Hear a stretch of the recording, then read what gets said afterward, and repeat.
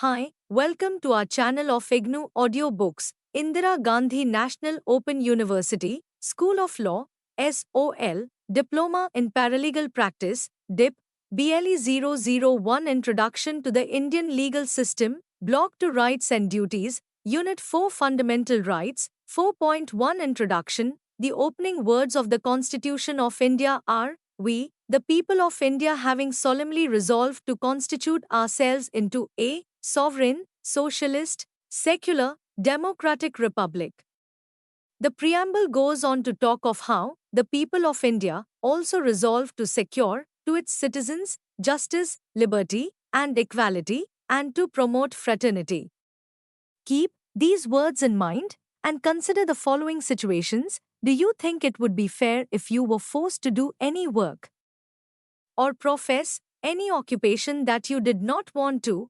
Do you think it would be fair if you were not allowed a job with the government simply because of your religion, the color of your skin, or the language you speak? Do you think it would be fair if the police marched into your house one night, put you under arrest without giving you any reason for your arrest, and then kept you away from your home, your family, and your work for days on end without any explanation at all? Presumably, your answer to each of these situations would be a resounding no.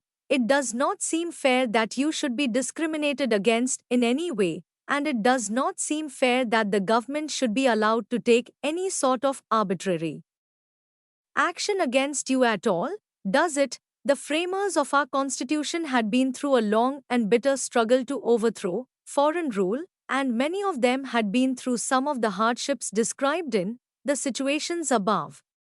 They realized the impact such discrimination or arbitrary action could have upon a human being and the long lasting damage it could do to a person's psyche. It was with a view to avoid just such hardships and discrimination in the new, independent India that they drafted Chapter 3 of our Constitution. They wanted to make sure that the citizens of India need never face the same hardships that they had, and they provided us with a powerful tool to protect our basic human dignity. And to ensure that we realize our full potential as human beings, the fundamental rights. This unit examines the nature of these fundamental rights and how you can enforce them. Before we get into the technicalities of the constitutional provisions, it is important that you realize one basic concept. Though the letter of the Constitution provides for these fundamental rights, it is for you as an individual to understand, remember, and enforce these rights for yourself and for others. After all, it is citizens who must watch, the watchmen of the state. 4.2 Objectives. After studying this unit, you should be able to 9. Explain the basic nature and concept of the fundamental rights guaranteed under the Indian Constitution. 9. Identify how the fundamental rights and explain how they aid in the overall development of an individual. 9. Analyze whether fundamental rights are absolute or not, and when restrictions can be placed on the fundamental rights. 4.3 Nature and scope of our fundamental rights. Let us continue with the theme that we started this unit with. By now, we know that it is we, the people of India, who came together to create a state of our own. We created our own governmental institutions because we believed in the inherent right of every individual to self-determination, that is, to live her life in the manner that she thought best. We gave the state certain powers, such as the power to use force in certain situations. For example, for the defense of the country or to prevent outbreaks of crime and violence. This is why the state has an army and a police force, the power to collect taxes from the people to provide for things like roads, electricity, education, and health, so that we as individuals can develop and the country can develop as a whole. This is why the state can impose all manner of taxes, ranging from income tax to service tax, the power to enact and implement laws, rules, and regulations, so that the country can realize the goals for which it was set up. This is why the state can make rules such as that no person below a certain age can be employed in, while it is we who have given this power to the state. The unfortunate truth is that the state may sometimes use these powers against us. When this is necessary for the promotion of the constitutional ideals, or when it is exercised in the manner that the Constitution permits, such use of power may be acceptable. However, at the end of the day, the state is comprised of individuals who exercise power, and sometimes they may not exercise these powers for the purpose that they were given. Sometimes they may use these powers unfairly, and that is why we need a set of rights to protect us. The fundamental rights play exactly such a role, and when you read about these rights, you should remember that a delicate balance has to be maintained between the powers of the state and the rights of the individual. It is our judiciary that has been entrusted with the responsibility of maintaining this balance, and the entire situation may look like this. Fortunately for us, and for the framers of our Constitution, there exists a rich tradition of fundamental rights in many important legal documents from across the world. We were able to draw upon these when drafting our own chapter on fundamental rights and adopted many principles from across these documents. Some of these sources of our fundamental rights are the Bill of Rights, 1869 from England, the United States Bill of Rights, 1787, the Declaration of the Rights of Man, 1789 from France, and constitutions of countries around the world, such as Canada. The framers of our Constitution tried to think of every possible situation wherein individuals' rights may be affected, and used language that would cover the widest possible situations. In particular, they made sure that the fundamental rights are made available to all citizens, and some basic rights are available to non-citizens as well. Such rights are available to all persons, and not just all citizens. The people have a way to ensure that they enjoy their fundamental rights. The mechanism of writ actions was provided to make sure that we can approach the courts and ensure that we exercise our fundamental rights. The state can place restrictions on these rights only in a reasonable manner, and only in certain clearly defined situations. The state cannot change or remove these rights according to its whims. A clear procedure has been set out for the amendment of the fundamental rights, and indeed, thus far, only one fundamental right, the right to property, has been deleted from Chapter 3 of the Constitution. Even then, this right continues to exist as a constitutional right under Article 300 of the Constitution. Furthermore, this right was removed keeping in mind the ideal of socialism and for equitable distribution of land, wealth, and other resources that are enshrined in the preamble and the directive principles of state policy. Given these broad ideals, Chapter 3 of the Constitution is a fascinating legal document indeed. Let us understand better how it works. 4.4 Watching the Watchman. Whom do we have our fundamental rights against? The framers of our Constitution realized that fundamental rights would have to be enforced against the state rather than against another individual. Hence, Chapter 3 starts with Article 12, which provides a definition of state. This definition of state includes the government and the Parliament of India, which would include legislative and executive wings of the Union, the government and legislature of each state, which would include legislative and executive wings of the state, local authorities within the territory of India such as a Jilla Panchayat, municipalities, the district boards, improvement trusts, port trusts, etc., other authorities within the territory of India and under the control of the Government of India. This last provision is intriguing. What does the expression other authorities mean? Who are these authorities that we can enforce our fundamental rights against? In the case of Ramana Shetty versus the International Airports Authority of India, AIR 1979 SC 1628, the Supreme Court said that if a body is an agency or instrumentality of the state, then we can enforce our fundamental rights against it. Let us consider some such authorities.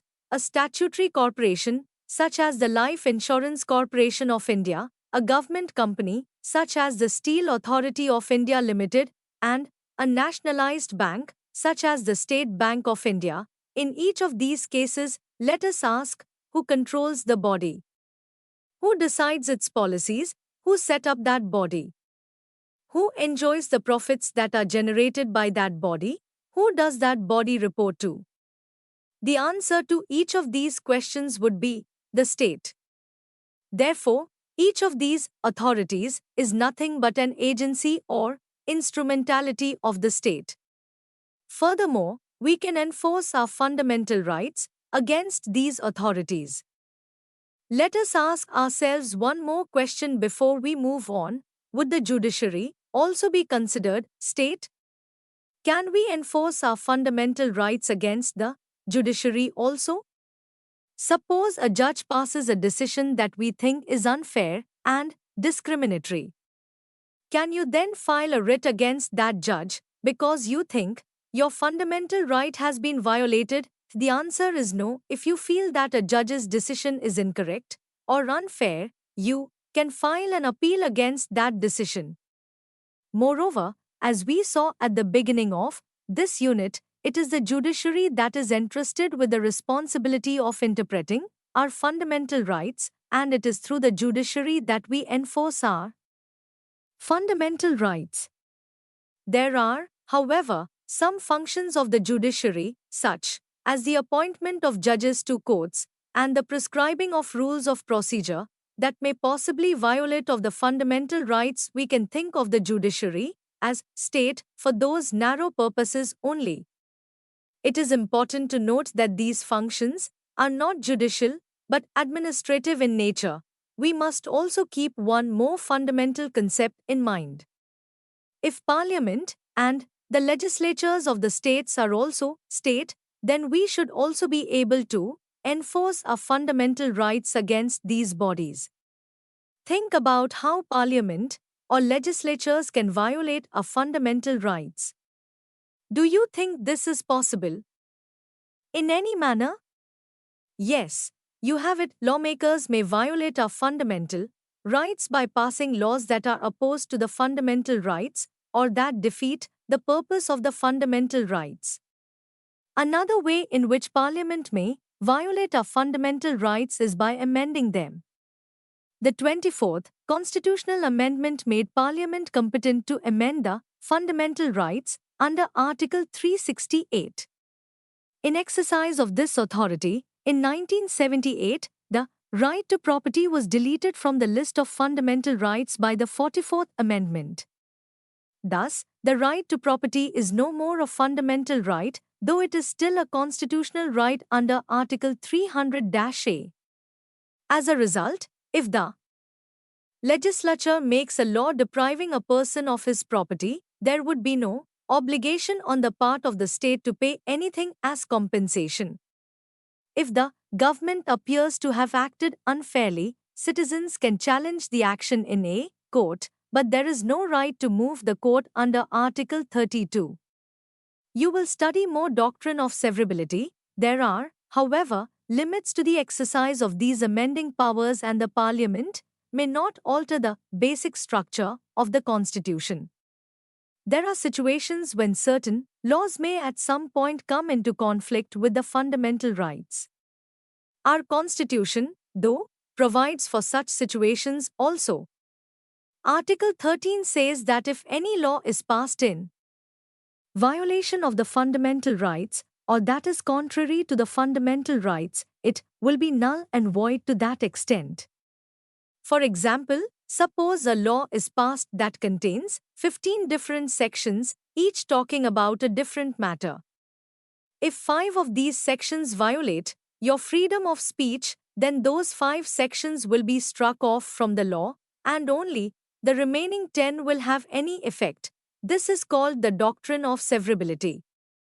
But if such a separation is not possible, then the whole law stands void. But what would happen to the laws that were in force immediately before the commencement of the Constitution and which were inconsistent with the fundamental rights?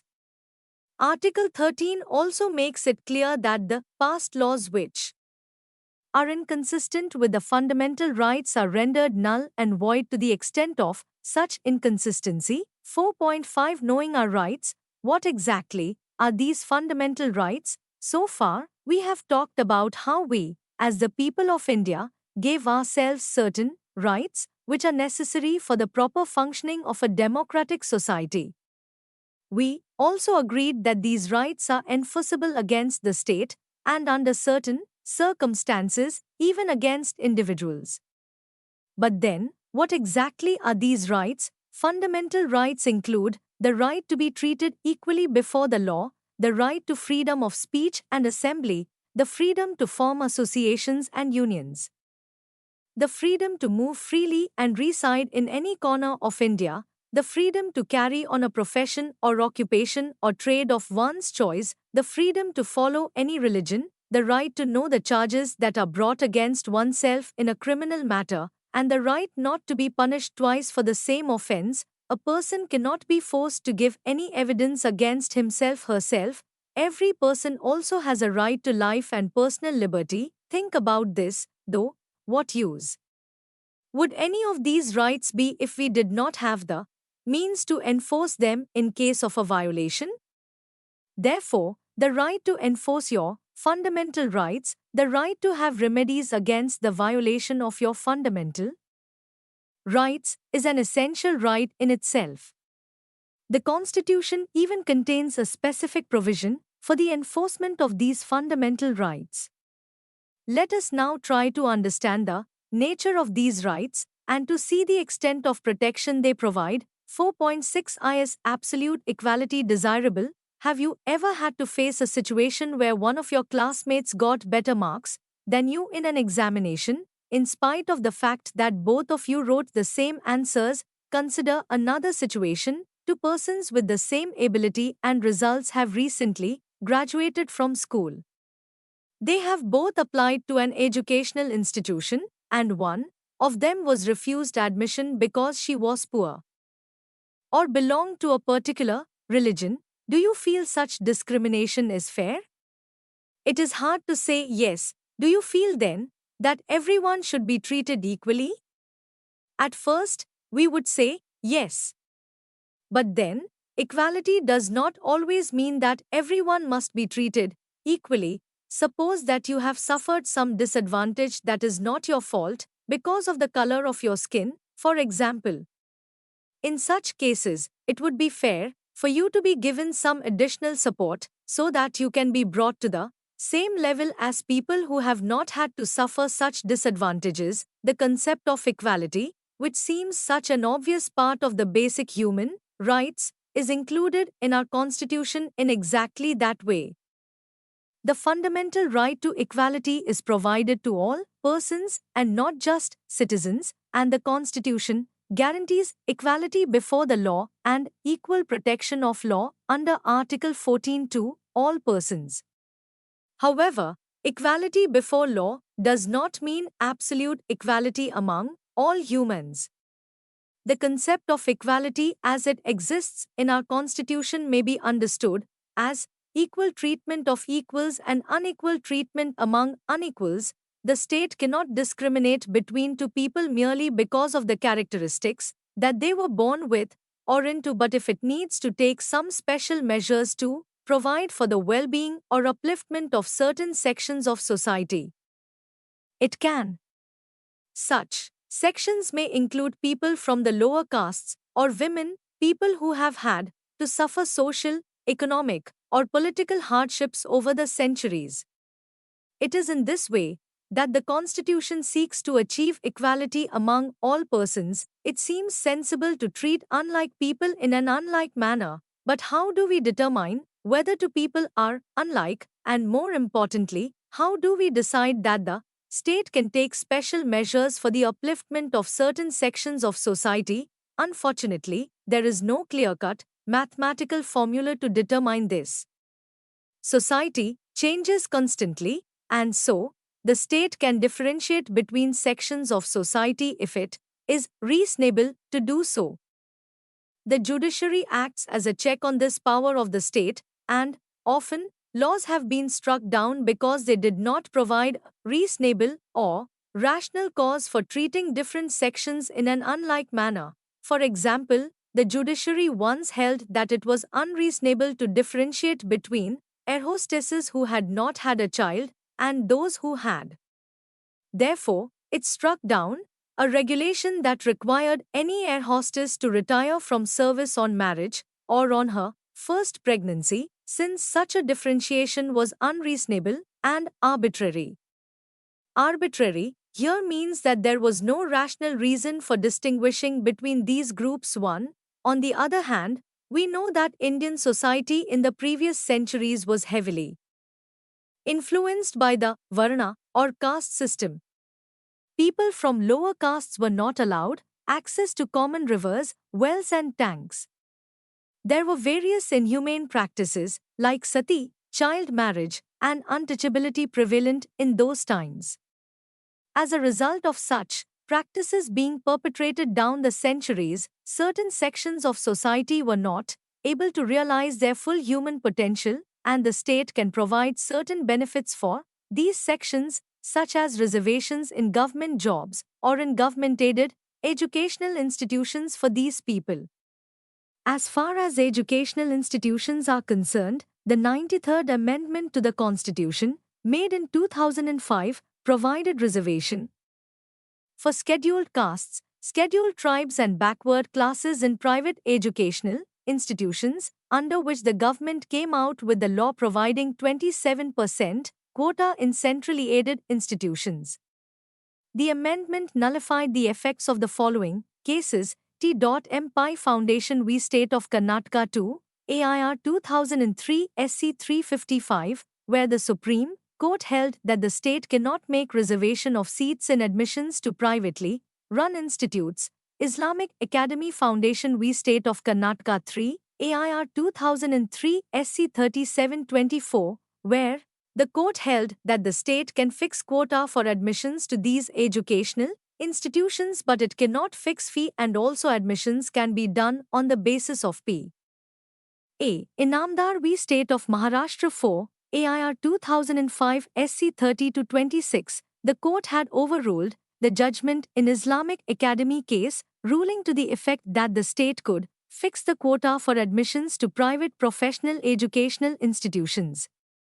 The court also held that private unaided educational institutions were under no obligation to provide for reservation of seats for backward classes. This amendment too proved controversial.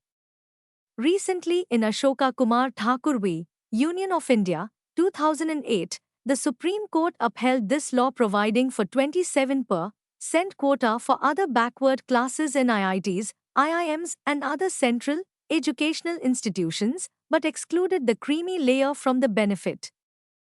4.7b All you want to be, the various freedoms, Activity 1. Suppose there is a political party called the Mahanagar Army, which seeks to prevent the movement of immigrants into the metropolis of Mehangar. They seek a ban on the entry of any more immigrants, and also to have the immigrants currently residing in the city removed from the city. Do you think the party is right in its demands? Write your thoughts down before proceeding with this section. We saw that we all have the right to equality, so that no unfair discrimination is made among us, and so that we are all treated equally before the law. Suppose this ideal is realized, or even if it is not, what do you think is necessary? You are right, the freedom to enjoy this equality, or even the freedom to criticize the state for not achieving this equality. One of the bedrocks of our system of government is democracy and the participation of all sections of society in the political process. Even aside from this, if we are to realize our full potential as human beings, then we must have the freedom to express ourselves, the freedom to pursue the profession or occupation of our choice, and other such freedoms. Such civil liberties are provided under Article 19(1) of our Constitution, which guarantees us 6 important freedoms: the freedom of speech and expression, the freedom of assembly, the freedom to form associations and unions, the freedom of movement, the freedom to reside in any part of the territory of India, and the freedom of profession, occupation, trade, or business. Put together, these freedoms are a very powerful tool in the hands of a citizen, and yes, these freedoms are only available to citizens to ensure that we can live our lives in the manner we see fit, and to ensure that we can raise our voice against something we think is unfair. Think about it: if we did not have the freedom of speech and expression, artists, writers, singers, the press, all of these would have a very difficult time surviving. The state could arbitrarily ban the publication of certain books without giving any reason, or prevent a political opponent from expressing her views in public. This freedom of speech and expression has been developed over time, and now is even taken to include the freedom of press and the right to information within itself. It can be interpreted in many different ways. You have the right to publish someone else's views, for example, and not just your own, so long as your freedom of speech and expression is exercised within reasonable limits. Suppose you have a school where the students are made to sing the national anthem every day. Some of the students in that school belong to a religious sect called the Jehovah's Witnesses, and their religion forbids them from singing the praises of any entity other than God. These children stand respectfully when the others sing the national anthem, but do not actually sing themselves. The school expels them. Do you think this would be a violation of their freedom of expression? The Supreme Court said yes. This would be a violation of the freedom of expression of those children.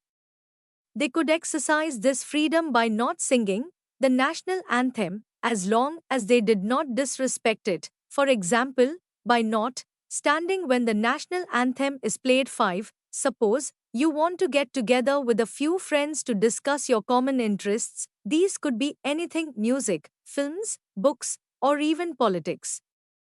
The next time you walk around the streets of the city or town you live in, look at all the groups standing at street corners, vehemently arguing this or that policy of the government.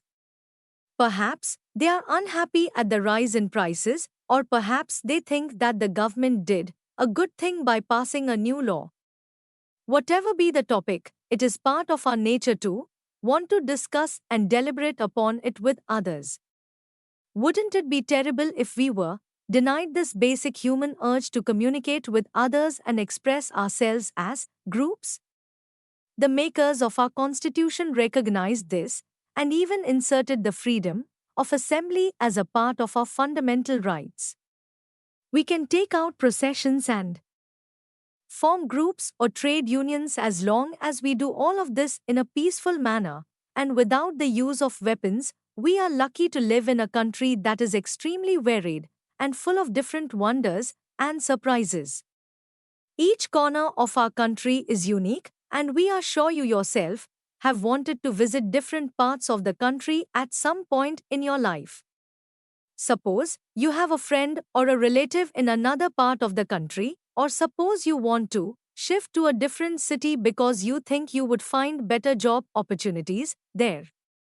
We do this without a second thought nowadays, but the truth is that without the freedom of movement guaranteed as a part of our fundamental rights, we would not be able to travel the length or breadth of our country, leave alone the world. What if you wanted to travel to another country to attend a university or to attend a seminar, and you were denied a passport for no rational reason? Wouldn't you be upset? Well, now you can do something about this. You can approach a court and ask that it protect your fundamental right to freedom of movement. Similarly, you also have the freedom to reside in any part of the country, just as you cannot blow up another person's property to express yourself. The right to freedom of movement and to reside in any part of the country has certain limits. Certain parts of the country may be kept off limits for reasons of security or to preserve the local culture and habitat. Have you ever had a friend who wanted to be a sports person or artist and who was really talented but her parents wanted her to be a doctor or an engineer, and nothing else? This did not seem fair on your friend at all, did it? Similarly, suppose the government were to choose your job or profession for you when you graduated from high school and you had no choice in the matter. Or suppose that you decided to become a lawyer, but the government abolished the profession altogether one day without giving any reasons. Don't worry. Such a thing is not possible in our country because all citizens also have the freedom of trade, profession, occupation, and business. Once again, this right is not absolute, and if you want to pursue a profession that is immoral or would cause harm to other persons, such as trafficking in women and children or peddling addictive drugs, then you would not be protected by this fundamental right. Let us understand a little better what these restrictions on the fundamental freedoms might be. When can these restrictions be imposed? Articles 19, 2, 2, 6 tell us about these restrictions in detail. Some instances where restrictions may be imposed are if your freedom of expression would cause the defamation, unfair slur to somebody's character of some other person.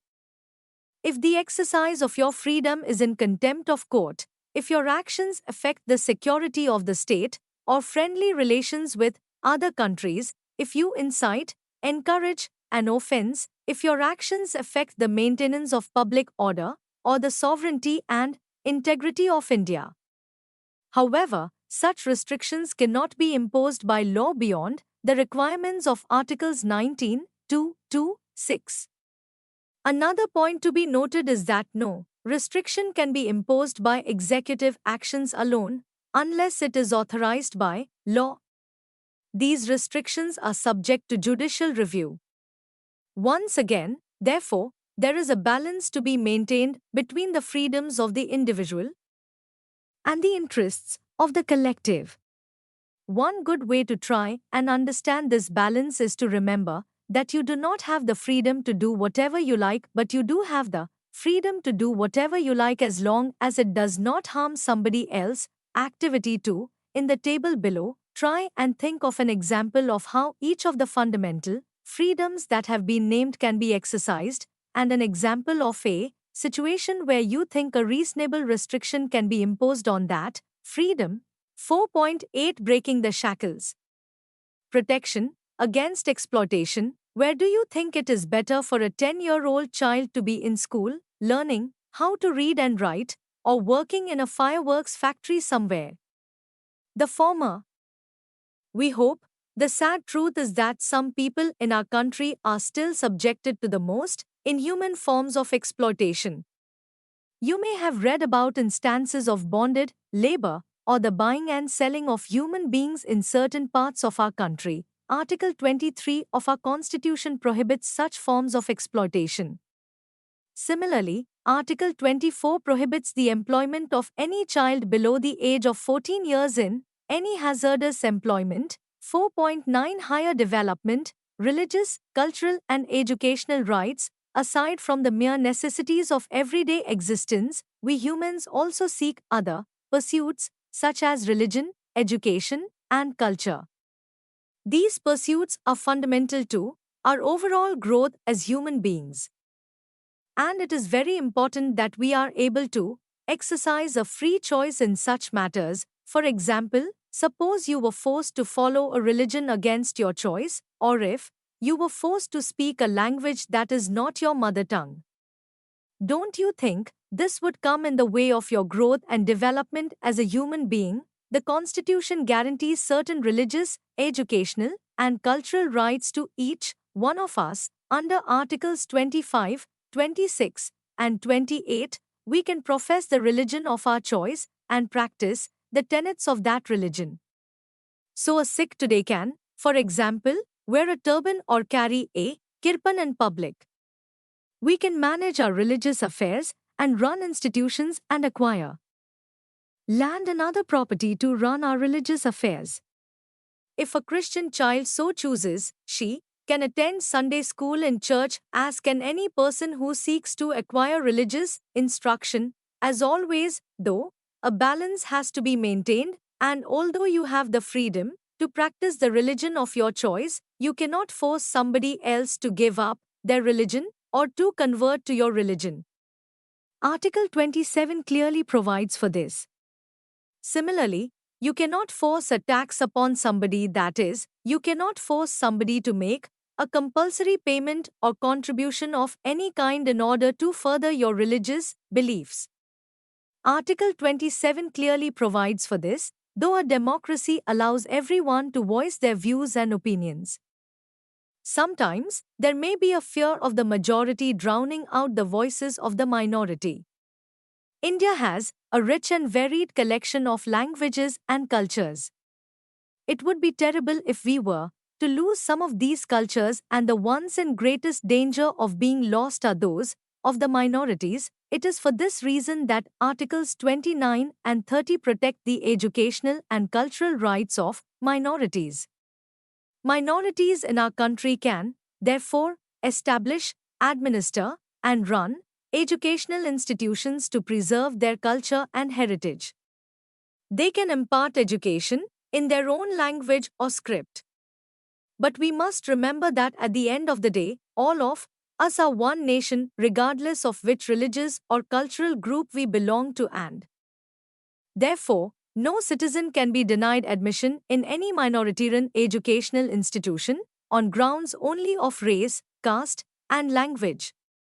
The minorities can also establish and administer educational institutions imparting general education or professional education, like engineering, law, and medicine. Activity 3. During festivals, various groups organize the setting up and maintenance of religious shrines, such as pandals for Durga Puja in Bengal. Have you ever been in a situation where somebody from such a group has come to your house and demanded that your family pay a contribution towards the construction of a pandal? Do you think this is a violation of any of your fundamental rights? Which one, and why? 4.10 Ensuring justice, protection in respect of conviction for offences. You would agree that the state has to have certain powers to make sure that we can all live our lives in a peaceful manner. So, for example, the state has the power to investigate crimes and offences and to punish the guilty. But what if the state becomes overzealous in this effort to find and punish the guilty? Would it be fair to torture someone to say that she committed a crime, or to repeatedly punish somebody for something they did? Clearly not. It is in order to prevent such excesses and to prevent such unfairness that Article 20 of our Constitution provides certain protections in respect of conviction for offences. In very simple language, what this means is that you have the right to protect yourself in a criminal investigation or in criminal proceedings from unfair behavior or the excesses of the state machinery, such as the police. Let us understand how this works. Let us take a very simple situation. Suppose the government passes a law which says that eating meat is a crime, and that any person who eats meat in any form shall be punished with rigorous imprisonment for a month. Perhaps there are certain legitimate reasons why the government passed such a law. Fair enough. But what if the law also says that anybody who has eaten meat in the past 6 months would also be imprisoned? That would be clearly unfair, because the law seeks to punish somebody who did something in the past when that act was not a crime. This is why Article 21 prohibits the passing of any laws that punish any acts before the passing of the law. Suppose I have committed a crime and that I have been punished for it. I was sent to jail for 6 months, but after I was released, I went back to my normal life and have been a model citizen. I have worked very hard to rebuild my life and to contribute to society. But suddenly, after a few years of being out of jail, the government wants to send me back to jail for the same offense I committed in the past. Wouldn't this be unfair? Let us also think a little practically. Going through a criminal trial is an expensive and time-consuming process. I may even be sent to judicial custody as an under trial for some time. If, after all of this, I am found innocent, it would be very unfair if the government were allowed to force me to go through this entire process all over again. This is why Article 22 prohibits any person from being prosecuted and punished for the same offense twice. This is also called protection against double jeopardy. The governmental machinery is supposed to have been created for our welfare, and institutions like the police force are meant to protect us. In such a situation, should the police be allowed to torture a suspect or use force to compel somebody to say that she committed a crime? Of course not. Article 23 says that no person can be forced to make a statement, either oral or written, against herself. So if the police suspect that I have committed a crime, they may well question me, but they cannot hit me or use any form of physical force to make me say anything. You may have seen in the media that the use of narcoanalysis or truth serum tests is becoming increasingly popular, especially in high-profile cases which have grabbed the nation's attention. So we have a situation where the police or CBI can conduct a narcoanalysis test on me, but this would be similar to forcing me to say something because I am not in control of my sense at that time. Why, then, is this allowed? Very simple. Any statements I make while under the influence of such drugs cannot be used against me in a court. But the police can use these statements for the purposes of their investigation. So if in a narcoanalysis test I say that I killed X and hid the murder weapon in my garden, the police cannot use that as a confession in court, but they can go to my garden and try and look for that murder weapon and see if it has my fingerprints on it. Similarly, if the police ask me for my fingerprints or blood or DNA samples, they are not forcing me to make a statement or be a witness against myself. They are merely doing this for the purpose of their investigation. And this is permitted. There are also other safeguards to ensure that the state does not exercise its powers in an unfair manner. For example, if I am taken into police custody, I must be produced before a magistrate within 24 hours. Article 22(1) requires this. My custody can be extended, that is, I can be sent back to police custody only if the magistrate so orders. This is very important, otherwise, the state could pick up people and keep them in custody for as long as it liked, without any reason whatsoever. 4.11 A wholesome and complete life, the protection of life and personal liberty. Now that you have read a fair bit about the fundamental rights, what do you think is the basic idea behind these rights? The idea that the state cannot exercise its power arbitrarily, and that we all have protections and freedoms that ensure we can live our life to the fullest, right? The next fundamental right that we will look at talks about exactly this core aspect, and that is why it is probably the broadest in scope and extent among all the fundamental rights. Article 21 says that no person, and not just a citizen, may be deprived of her life or personal liberty except according to procedure established by law. The state is very powerful in some ways, and it is important that these powers are exercised for the same reasons that we, the people of India, gave the state those powers. Remember that the state can use force through machinery such as the police or the armed forces, that it can arrest and detain you, and that it can even take away a person's life through means such as the death penalty. What this article says is that the state can only exercise such powers which affect a life or personal liberty under a law which supports such an action, and that it must very strictly follow the rules that are laid down for the use of such power.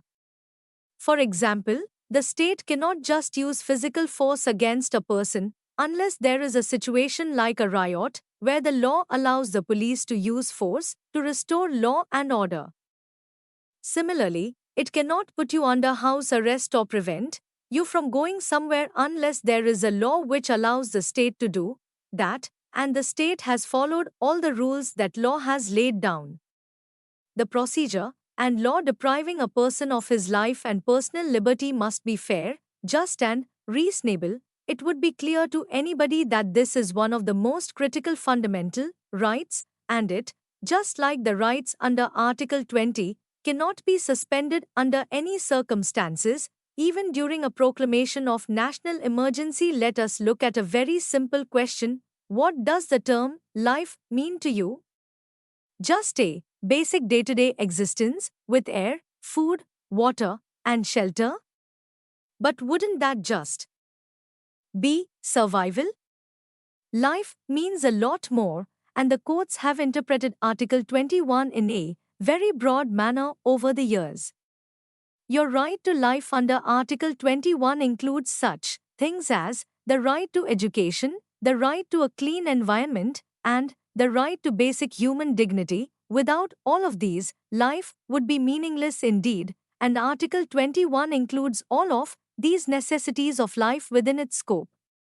In fact, Article 21 was recently added to the Fundamental Rights by way of an amendment, and now all children between the ages of 6 and 14 have the fundamental right to free and compulsory education.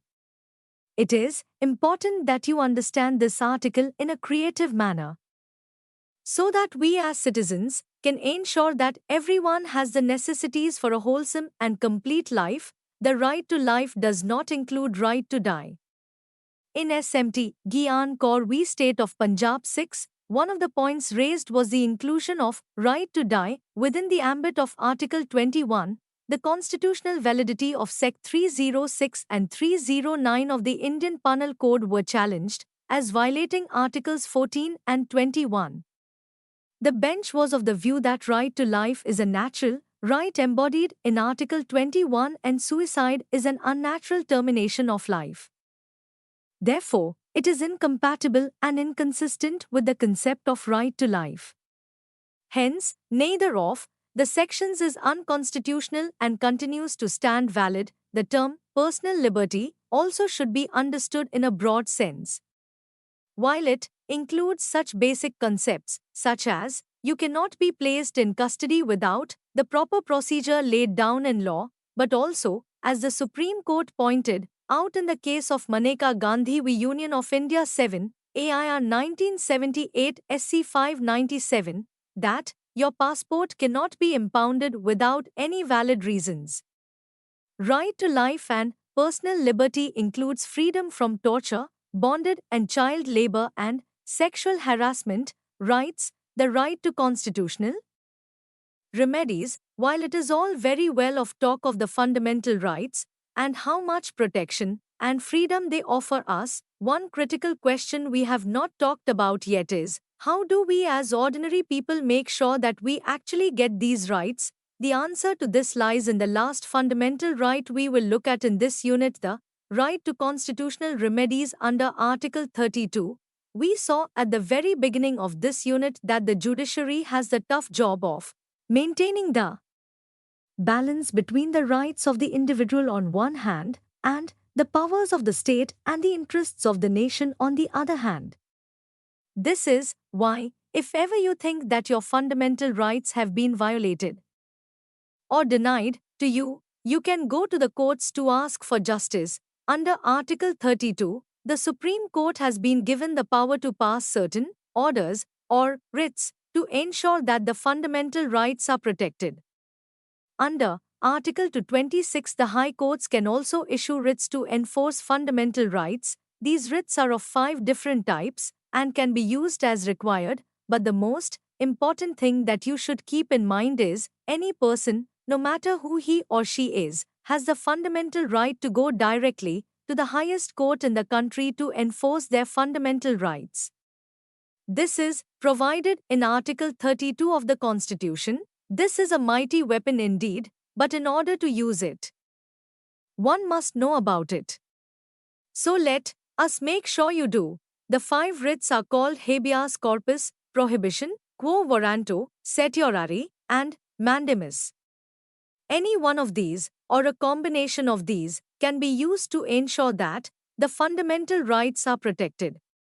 For example, if a person is being unlawfully detained in custody, a writ of habeas corpus can be ordered to have the person brought before the court. If a government department is denying your fundamental right to life by not supplying water to your village, for example, a writ of mandamus can be issued against it, ordering to make sure that water is supplied, though there is a procedure that you must follow to go before the court. The Supreme Court has even accepted a petition written on a postcard as enough for the purposes of this article in the past. If the situation is so grave that a person's fundamental right has been violated, the court will step in to provide justice, even if you have not followed all the normal rules and regulations for approaching the court. By filing a public interest petition, any member of public can move the Supreme Court or a high court to seek justice on behalf of the disadvantaged people like bonded labor, child labor and rickshaw pullers. Without this one right, all the other fundamental rights would be meaningless. In one case in the past, called ADM Jabalpur v Shivkant Shukla 8. AIR 1976 SC 1207, the Supreme Court said that this right would not be available during a proclamation of national emergency.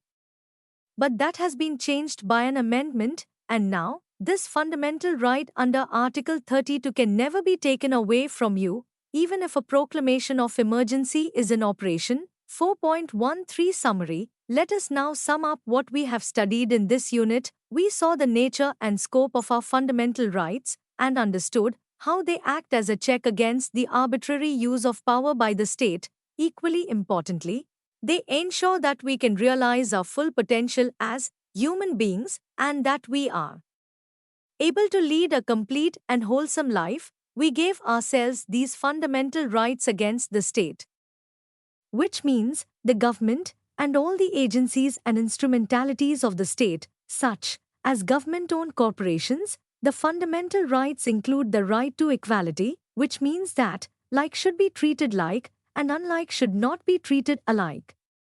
The government can make provisions for the upliftment of disadvantaged sections of society as long as it does this in a reasonable manner. We also have certain freedoms, such as the freedom of speech and expression, and the freedom of trade, profession, occupation, and business, and the state can impose restrictions on these freedoms only if it does so in a reasonable manner. We also have religious, cultural, and educational rights, so that all persons and all minorities can practice and profess their religion and take steps to preserve their culture.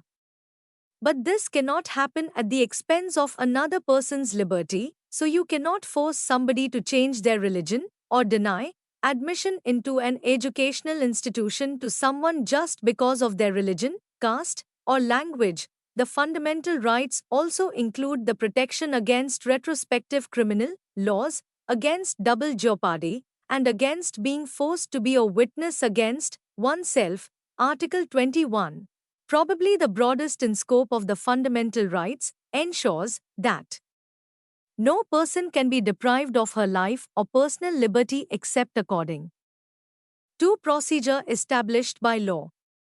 This article has been interpreted in a very broad sense and has been taken to include within itself such things as the right to education and the right to a clean environment. Finally, we read about the right to constitutional remedies under Article 32, which any person can directly approach the highest court in the land to enforce the fundamental rights. Thank you for watching. We will see you in the next video with the next chapter.